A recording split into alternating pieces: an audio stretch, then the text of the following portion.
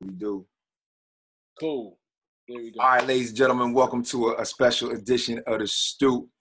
It's your man TJ. Got my guy Kev down there. What's up, Kev? What's going on? All right. Listen, we live today with a very special guest. And Kev, I'm gonna let you get the pleasures of doing this one for today, man. I'm gonna just fall back. Like I already said, bro. Go ahead. Man, I hope I can do my man some justice with this intro, but we have a very special guest in the building today. He's part of a Grammy Award-winning ensemble. He's a remarkable musician in his own right, recently releasing his own album. I got that right there. Okay. Oh, man. Out there. Eclectic Excursions. Go ahead and go cop that. Sports Guru. You may have seen him on ESPN, Stump and Schwab. You might have seen him on Sports Jeopardy, Sirius XM. He's currently his own host of his own podcast, Where They At? But before all that, he's a very good friend of mine. Listen to Nebate Isles. Yeah. Man, I appreciate y'all blessings. I hope I did you justice with that one, man. Yes, you did. That's the greatest intro I've had in my life, man, for sure. Absolutely. That's Yes, what's sir. up. That's what's up. Yes, sir. So, let's get cooking. Let's get right to this today. Let's not waste any time. One of the things we wanted to talk about, I saved this topic specifically for you because I wanted some of your insight on this. We're talking about the status of the big man in the game today. What are your thoughts on that? What are your takes on the decline of the traditional big man? TJ, hit me off first. So when I originally looked at this, there's a piece going. I think ESPN did the piece. Ramona Shelburne, I think, was who did the interviews.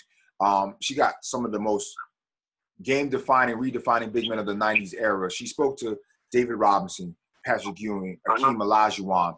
And right now, as we stay in the game, the traditional back you down on the block position number 5, the center, no longer exists as we know it.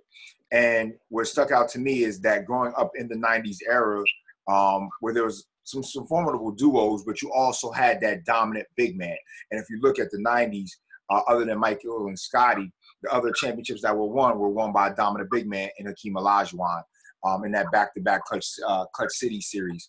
But other than that, the other dominant big man that existed in the era, once again, Hakeem, Patrick Ewing, David Robinson, and then we see in the latter parts of the mid-90s was the insurgence of the Dikembes, the Alonzo Mournings, and of course Shaquille O'Neal, and which is something that I really want to touch on, and I've been wanting to touch on, but having such a great guru on set today is something I want to really get his take on. And I got a special question I got for him later on, but I want to ask the question is, what happened to the decline in the big man? Where do you see it, and why is it where it is in the game today? Well, there's a lot of factors. It's interesting. I think European style basketball, because it's kind of like you have now a lot of, I think, and it kind of somewhat started with Ralph Sampson.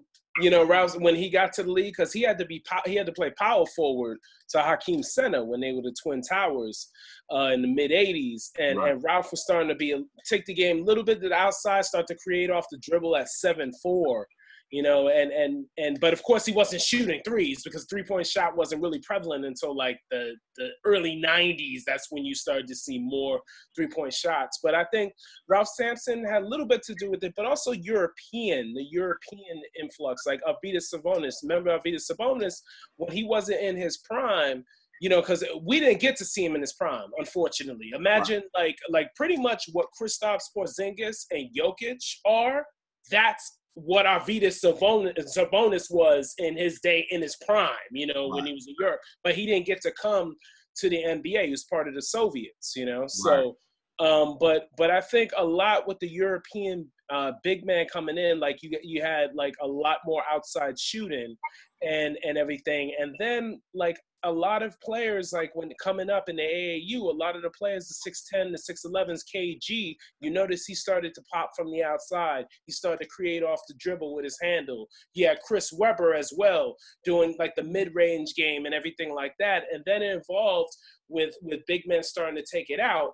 And had a lot to do with the European game, because a lot of cats want to, do the dribbling and everything and be able to do everything and not really bang inside anymore. Like the Kevin Willises, like and those dudes and the Otis Storps and the Oakleys, those cats, they didn't want to be in with those guys. You and know? most of those cats, those last three you named, they all played the four, but they also had. So if you talk about Terry Cummings, you talk about Oak, they had solid fours because Terry Cummings was the four to David Robinson, and Oak was the four to Patrick Ewing. Played the four to Hakeem Olajuwon. So they all had solid fives with that four. Right, exactly.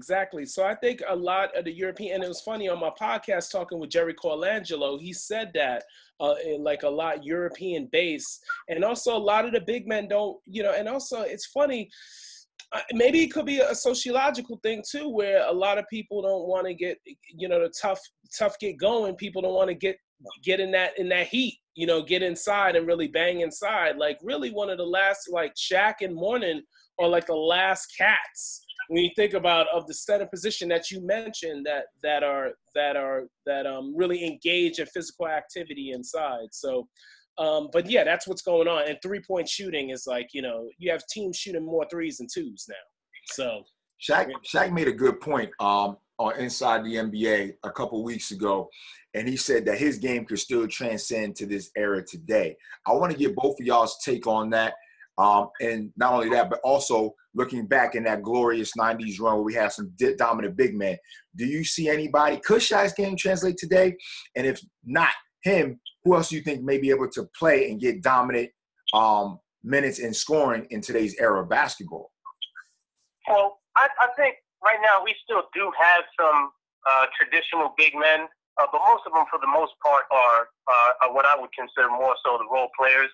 You got Tristan Thompson, JaVale McGee. A lot of those guys are still around, but they're not looked at as the first option or anything on most of these teams. The only guys that I can see that kind of sort of can do it, and I don't even know if I would label them a traditional big guy anyway, would be somebody along the lines of like Zion or maybe DeMarcus Cousins. But that's about it as far as we go with the traditional big guys. But even they're taking three-pointers and moving outside. But what I find funny is when you look at the analytics of everything, and they're actually being told that posting up to the back with your back to the basket is a low percentage shot, which is crazy to me. Like they think that by tossing the ball back out and looking for the threes, that you're much better useful in the NBA today, which just seems bass backwards to me, if you ask me. But I wanted to get your take on that because that just doesn't seem to make any sense to me. The big man down low just seems like a better, higher percentage shot, in my opinion. Could Shaq rock in today's era, Kev? Get your take on that. Shaq, yeah. Well, first of all, he's an anomaly as well with his size, so he's going to play well in virtually any era because there's not much you can do with a body that size. But you have somebody somewhat like Giannis, even though he's taking a lot more three-pointers these days. There's a guy right there that spends the majority of his time in the paint getting baskets. So if he can do it, I can't see why Shaq, particularly in his earlier years, wouldn't be able to do the same. Yeah, I think Shaq will really, because of his size, you know. But you would have to have a coach like in Mike D'Antoni's system. Nah, he wouldn't. You know, you wouldn't feed him the ball as much. You know, like because you had Clint Capella, who's obviously not as big as Shaq, but very similar game, rolls to the rim and defends. Also, Shaq would have to defend more. He would have to be more of a rim protector, which he was. Orlando Shaq. Orlando Shaq was. Yeah, Lakers Shaq wasn't. He didn't have the conditioning to do both sides. So that was the problem. That's why you usually had a four that was good. That was a good defender, a la Horace Grant. That would take a lot of the difficult post matchups and everything. So, but another thing too, Rudy Gobert. He rose to the rim. He goes to the rim with authority and everything like that. So I think Shaq would be that type of player. But you notice when we talk about Rudy Gobert, defender. Clint Capella, defender. So that's what Shaq would he would have to focus more on defense. People into this game. I got it. In terms of the 90s era, if I give you the top four based upon what Ranker.com put together, they gave us Hakeem being number one. They're talking about overall proficiency, scoring, winning percentage, and wins in that era in the 90s. So Hakeem was number one. David Robinson was number two. And these are all players that played from 1990 until 99. Right. Hakeem, David Robinson is number two. Shaq is number three. Patrick Ewing was number 4. Dikembe was 5. I'm just going top 10, excuse me. 6 was Alonzo Mourning. Number 7 was Tim Duncan. Number 8 is Arvydas Sabonis. Number 9 is Vlade Divac. And number 10, which I didn't even think still made any sense, but he did in the early 90s with Atlanta, was Moses Malone. Oh, yeah. So then, and which is crazy, number 11, anybody want to give a guess who number 11 is? Ooh, Rick Schmitz, maybe? 1990 to 99? Maybe Rick Schmitz? You got me stumped. Who you got? Schmitz is number 12. Number 11 for the Cleveland Cavaliers, Mr. Brad Daugherty. Oh, yeah, and his career ended early. Yep. That's the problem. Yep. So those top 4. And you notice Duncan, you said Duncan, he only played 2 years. In the 90s. 97 and 99. with your championship years, and the proficiency and the winning percentage was higher than cats who played 4, 5, 6, 7, 8 years more than he did. Exactly. Still, these top 4 always stuck out to me. Hakeem, David Robinson, Shaq, and Patrick Ewing. That's right. In the piece that they did on ESPN, David Robinson and Patrick Ewing said, we knew when Shaq came in the league, our days were numbered. And the reason why Patrick said it was, Patrick said, my game wasn't banging. I took 2, 3 dribbles, I spun, or I popped my shot. When Shaq came to us with his chest and his body, we never felt any type of physical domination like that. Yeah. So the question that I have to you guys is, Shaq was definitely an anomaly, but I also look at Patrick and David Robinson and even Hakeem as being an anomaly as well. I think if we look at all 4, what was the difference with them? And I also want to take this back to another guy that people really don't consider a lot, with Kareem Abdul-Jabbar. You know, Kareem's move is the most versatile move in league history. Nobody could defend the sky hook. Out of all those, and we'll take Shaq out of the equation, who had the best move? Hakeem, David, Patrick, unstoppable? Who is the best in your opinion? Well, in my opinion, especially if we're talking about footwork, Olajuwon's in the class by himself. To the point that we have guys that are playing now still going to him looking for guidance and how to make moves. And in my opinion, Joel Embiid needs to speak with him a little bit more, but that's another story. But so if we're talking about footwork and moves, I mean, all you got to do is go back and look at some of the highlights. He made David Robinson, one of the best defenders of all time, look crazy hopping up and down. So, you know, he's got to be number 1 on my list. But Nabate, how you feel about that? I think so too, Hakeem Olajuwon to me. I think Shaq, when you rank all time, you have to give Shaq more credit because he has the 4 rings, and also he's had, you know, he revolutionized the game with his dominance, you know. But Hakeem Olajuwon was the better player, one-on-one. He was the better player. And Hakeem was, you know, him and Bill Russell are the greatest defensive big men in the history of the league. You know, and Tim Duncan. Those are the 3 greatest defensive big men in the league.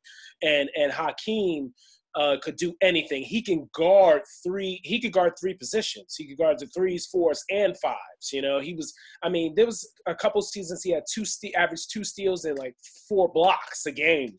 But had a quadruple double, everything, you know, like, so Hakeem was so versatile and had a nice touch from mid range, which Shaq never had. Dave Robinson had that, but Ewing had that, but Hakeem was more creative in getting off those shots. Hey, Nebate, I want to ask you a question, knowing your prowess about the game and thinking about things. And I hear what y'all saying about Hakeem, but y'all got to think back, especially mid-90s. I'm talking about from 93 to 96, that jab step up with Patrick, like Patrick's jab, and he would hit you with the shot, was unstoppable. You got to remember, Marv out with that Ewing, yes. Like, yes. Come on, y'all. I got to really give – I think people don't really give Patrick his respect, and I'm a little biased because of what I do now, but I also got to realize, like, Patrick was formidable. Think about it. He's a finger roll away from a title. So can we not – or do we really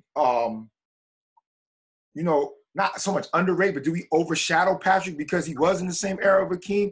The Dream Shake is crazy. Nobody's stopping that. But I also think we don't give Patrick enough of his due with his jab step and his shot.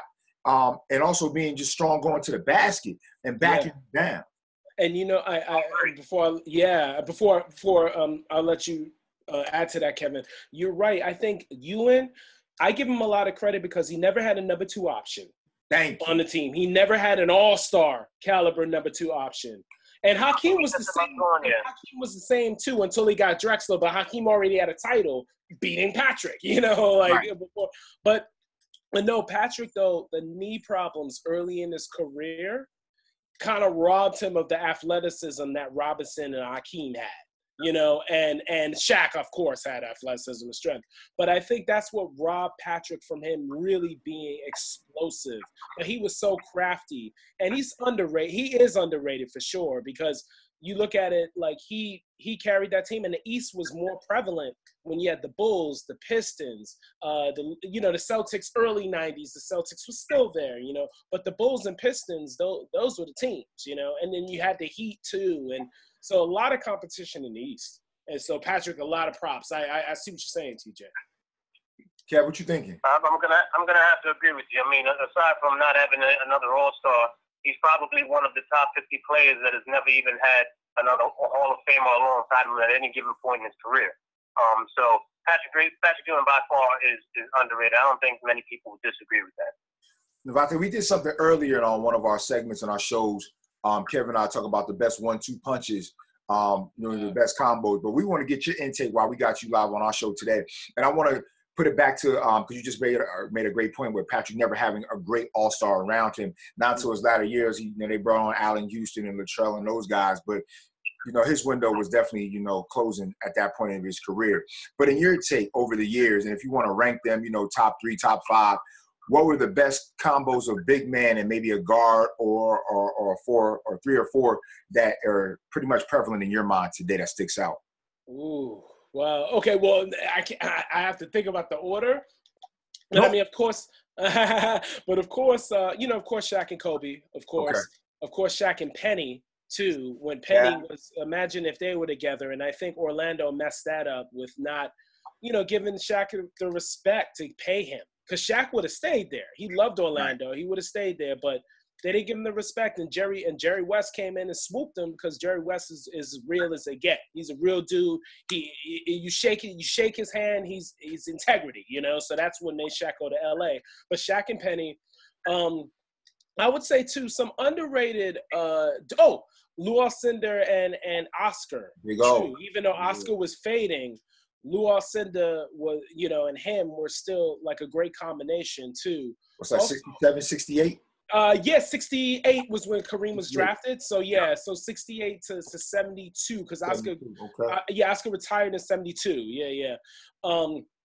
Also, too, Russ and Kevin Durant, even though Kevin Durant's supposed to be he's 7 feet, 6'11", but still, that was a great combination, Russell Westbrook and Kevin Durant. It's unfortunate that they just, and I remember Kevin and I were talking about their relationship when we were talking, before the show about them. Also, an underrated duo, like George Gervin and Larry Keenan. People don't talk about them under Doug Moe.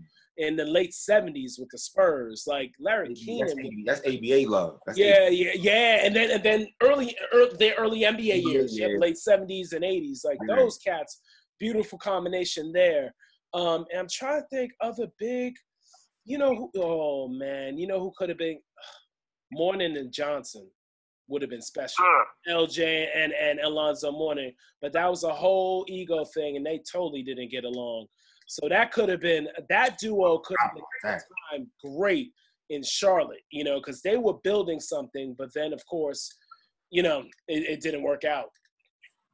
Yeah, that I don't know if they had a special on that about that Charlotte team and that whole Buzz City thing, and that could have been really magical and really memorable. And it's unfortunate that didn't grow wings or get enough shelf life because I think you had two of the most dominant, young, hungry, ferocious players. I'll be honest with you. Until LJ and his back, LJ was just ferocious. Like he's in the dunk contest. Like y'all got to remember, Grandmama was so formidable with his power and athleticism. Oh yeah, he could just play the game. He had couldn't do anything with him. No, you couldn't. You couldn't. Yeah. He was so strong. and he was powerful. If I talk about this one, GP and the Rain Man, what you think about that one? Yeah, man. I mean, the Rain Man, and it's kind of funny. The Rain Man wouldn't work in today's game. He'll be more like. Speak on that. Speak on that. Let me hear that one. It's very interesting because Rain Man had no perimeter game. Rain Man just got inside, and that's why Rain Man is not really heralded as, his athleticism is what it is. He had great post moves, great skill set with his post moves, but he never developed the outside shot for him to be Hall of Fame level type of player. He never developed that, and that was the only downside with Rain Man, but him and GP, oh man, the connection they had, for that era of basketball, they were amazing. In Seattle, they just fell short, man. 96, they were almost there, but fell short. So I want to talk about something too as well. I'm sorry, Kevin, did you have something? No, go ahead. I'm sorry, Stockton and Malone too. Forgot about them. Stockton and Malone. So there was one part of the list that I looked at, and it says some of the most underrated or untalked about centers in league history. And I want to run down there's 10, but I want to run down 5. Okay. Keep these names in mind. And we can talk about them. The reason why I think they got these guys up: Bill Cartwright, Darryl Dawkins, Sam Perkins, Robert Parrish, and Manute Bol. The reason why they're in this article, and there's little snippets about all of them, I'll just briefly go about those. Bill Cartwright was in this article as an unheralded big man because the part that he played in the first part of the triangle. Darryl Dawkins, about his athleticism and power, not really talked about, but other than taking down the rims, but at that time, he was a man-child coming into the league. Yeah. Sam Perkins, to play both 4 and 5, had a lot of athleticism and a pure jump shot. Robert Parrish. Brooklyn, too. Brooklyn, Sam Perkins. Yeah. Robert Parrish was talked about because, he played a lesser role, but the Celtics would have never won without him, as strong as he was, dominant, rim protected, and rebounding.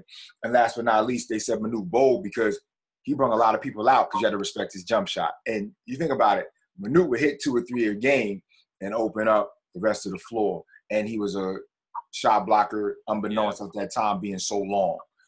So if any of y'all want to just jump into those and speak about any of those at this time, but I thought those 5 were just really, really interesting, especially looking at Bill Cartwright, because you know what? Bill Cartwright is really the unsung hero of that first Bulls 3-peat as a big man. Absolutely. Bill Cartwright was unsung. He's not going to put up, especially when he was playing alongside Jordan, but prior to that, he actually did his own thing, putting up numbers. But Bill Cartwright is definitely a unsung hero in Chicago.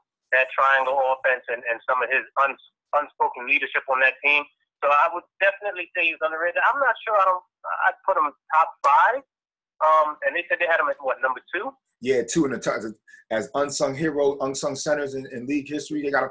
I mean, he won 3 championships. Obviously, he won 3 championships, and he was a significant part of it. Mike and Pip obviously are the names that stand out. But he played his role in that as well.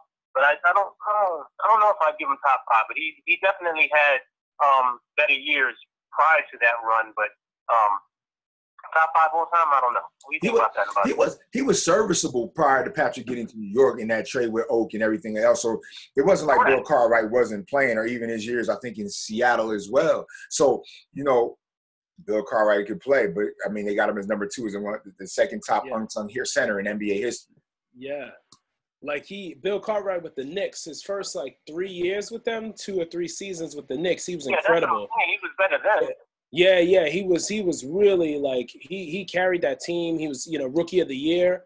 I'm sorry, all rookie that year. I wonder who won. Oh, Magic. Magic probably was rookie of the year. That was 79-80. He was in that draft with Magic Johnson. And he won that chip.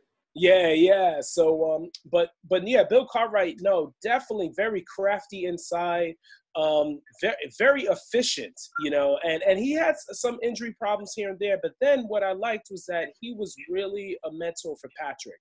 He wasn't selfish. That was the thing about him. He was a mentor for Patrick, really appreciated Patrick and helped Patrick along the way. And then one of the great trades in NBA history, unsung trades, is Cartwright for Oakley. how both teams were helped out with that trade, because Oakley became one of the quintessential Knicks, you know, and then Cartwright helped the Bulls with 3 titles. And what I like, Kevin and I talked about this, it was kind of funny about Cartwright. He didn't back down from Jordan at all.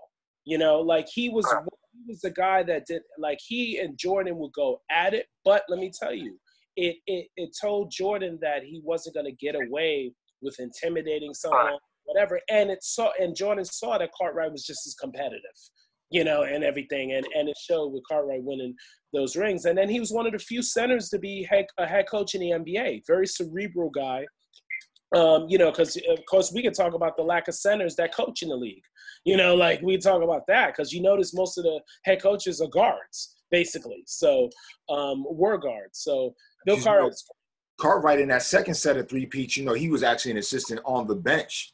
And actually when Parrish moved over, when the Chief came to Chicago, because Chief was on the roster at that time, you know. Yeah, for the 96 team. Yeah, he didn't see time. He seen a little time, I guess, but he was actually on the bench as well. But, you know, Cartwright moved into a coaching role.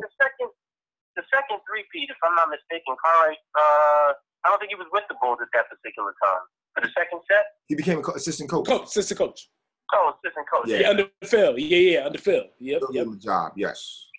You're absolutely right. Nabate, that's a great point that you don't see a lot of center and big man dominant coaches that exist in the reins of the NBA coaching fraternity at this time.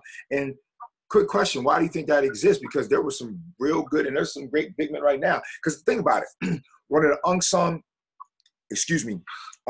head office guys right now, and Alonzo Mourning was a dominant big man, and he's amazing right now as one of the top guys for Riley in the Orlando system. Front office. Front office. Yeah. Absolutely. Yeah, it's crazy, I think. You know, and McHale was, you know, very good head coach, you know.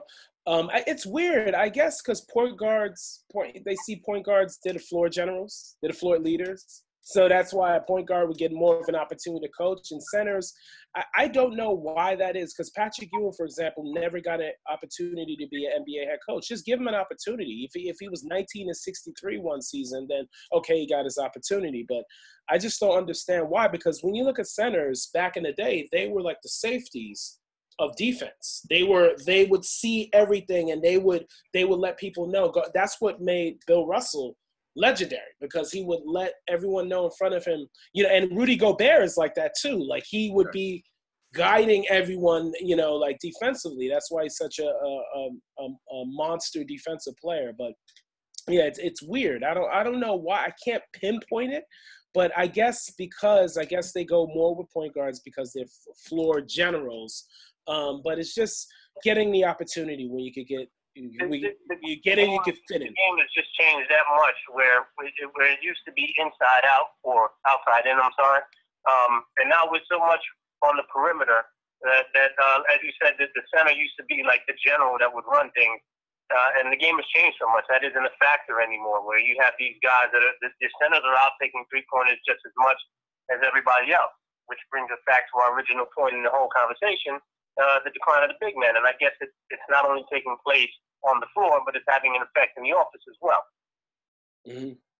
Absolutely. So, but that bringing that back full circle to the big man and the change, one of the names that come to mind, obviously, that most people probably think about is Dirk.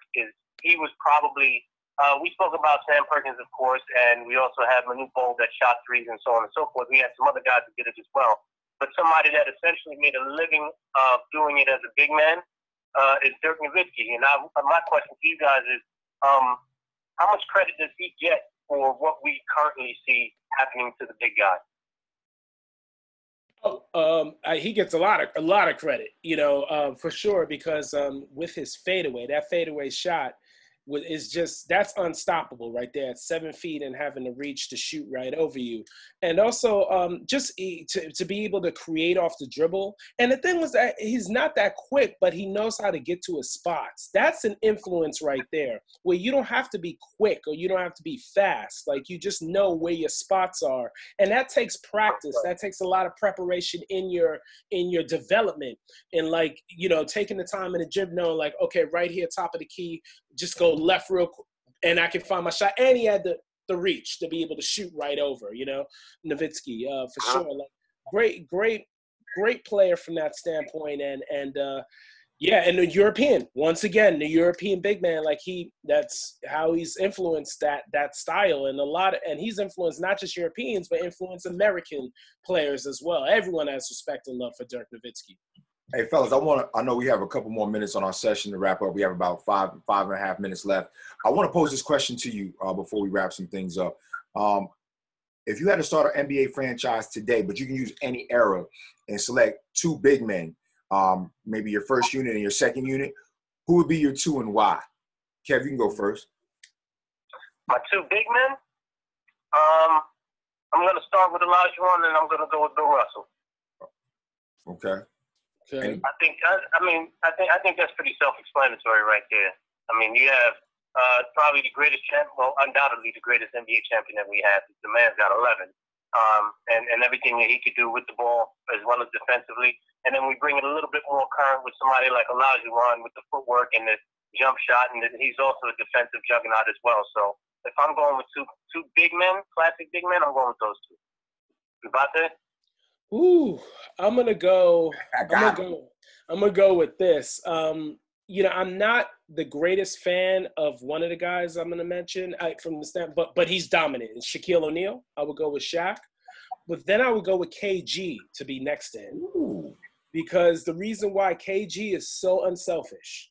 And KG will do all the dirty work and all the things, the rebounding, the defense. And KG is very underrated too. I think people talk, and I give Dirk Nowitzki a lot of credit, but I think KG is the better player in my opinion. I've always thought that, and KG could do everything, and he can pop and take the 18, 19 footer at will, and that makes it so easy to be able to spread it with Shaq being able to get the ball inside. But then KG could be able to be whoever the post guy is. Shaq could kind of stay idle, and KG could be able to guard. KG could guard also 3 to 4 positions too. True. That I think from the standpoint of chemistry and synergy, Shaq and KG would have been, oh my goodness. Yeah. And that's them. Let me jump in. I want to steal yours and go with that too, because that was pretty damn good.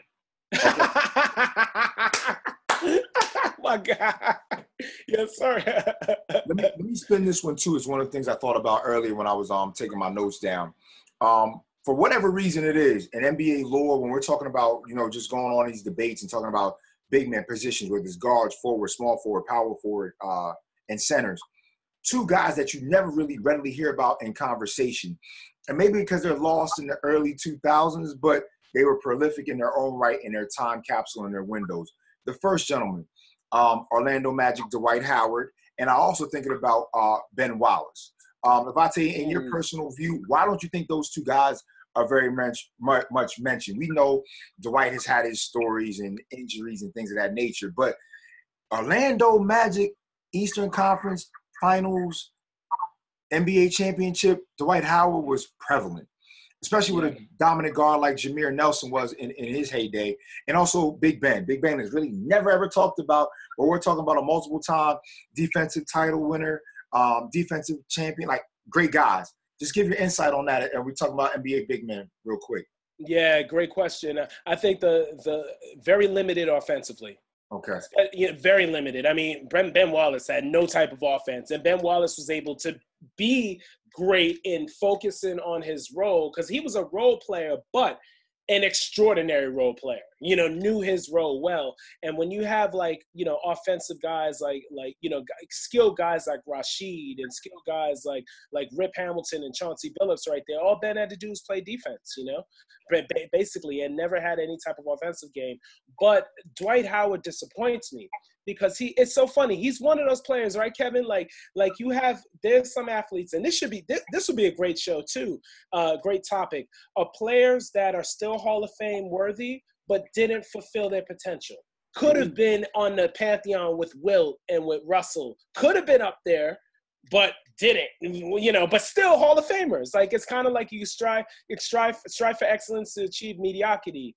And Howard didn't strive for excellence because he should have been He should have been better than Pat. Should have been better than D-Rob. Admiral should have been better than Hakeem. And Dwight just didn't do that. So they were limited offensively. That's why they don't get the credit. But defensively, amazing. And, you know, that's why. We got about 45 seconds left, man. And we really want to thank you for joining us on the episode of The Stoop, bro. Pleasure. Pleasure. An opportunity to jump on with you again. But real quick, man, share how everybody they can want to get in touch with you and speak to you, man. Share all your contact information for us, brother. Appreciate you, my brother. Yes, now I have my show, Where They At. So it's WHE''RE, They At. And it's a show that features retired athletes, Hall of Fame caliber athletes. I have 14 episodes, 13 title episodes, but 14 total shows on there. So you can go on Spotify, Apple Podcasts, Google Play, Amazon, not Amazon, but Stitcher, iHeartRadio, all those places to check it out. So Where They At is the podcast. At NSI.Universal is my Instagram, my Twitter, NABATEISLES SMTA. It's my Twitter, Nebate Isles SMTA. Wonderful. We appreciate you, man. Thank you so much, man. Be safe. Pleasure, my man. Thank you both. Pleasure to rap with y'all. Absolutely. Peace and blessings to everybody. Thank y'all so much, good brothers. And ladies and gentlemen, thank y'all for another great episode of The Stoop. Until then, it's my guy, Kev. And we'll catch you real soon. Take care, man. Thanks.